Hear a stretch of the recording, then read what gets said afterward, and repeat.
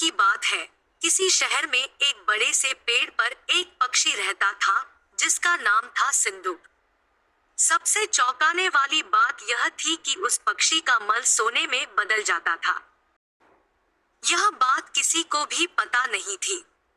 एक बार उस पेड़ के नीचे से एक शिकारी गुजर रहा था। शिकारी उस पेड़ के नीचे आराम करने के लिए ठहरा।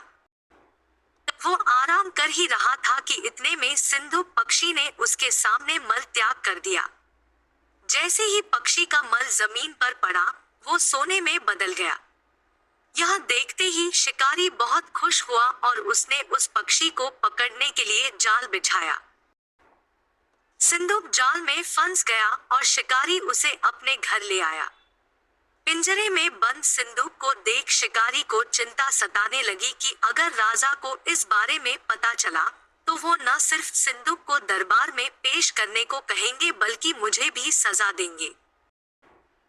यह सोचकर डर के मारे शिकारी ने खुद ही सिंदूक को राज दरबार में पेश कर राजा को सारी बात बताई।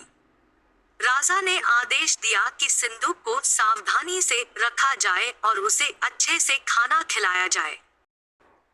सब सुनने के बाद मंत्री ने राजा को कहा, आप इस बेवकूफ शिकारी की बात पर भरोसा मत कीजिए। कभी ऐसा होता है क्या कि कोई पक्षी सोने का मल त्याग करे? इसलिए अच्छा होगा कि इसे आजाद करने का आदेश दें। मंत्री की बात सुनकर राजा ने चिड़िया को आजाद करने का आदेश दिया। सिंदूक उड़ते उड़ते राजा के दरवाजे पर सोने का मल त्याग करके गया।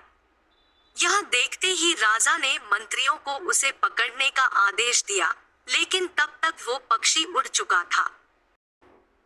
उड़ते उड़ते सिंदूक कह गया, मैं बेवकूफ था जो शिकारी के सामने मल त्याग किया। शिकारी बेवकूफ था जो मुझे राजा के पास ले गया। राजा बेवकूफ था जो मंत्री की बात में आ गया। सभी बेवकूफ एक जगह ही है।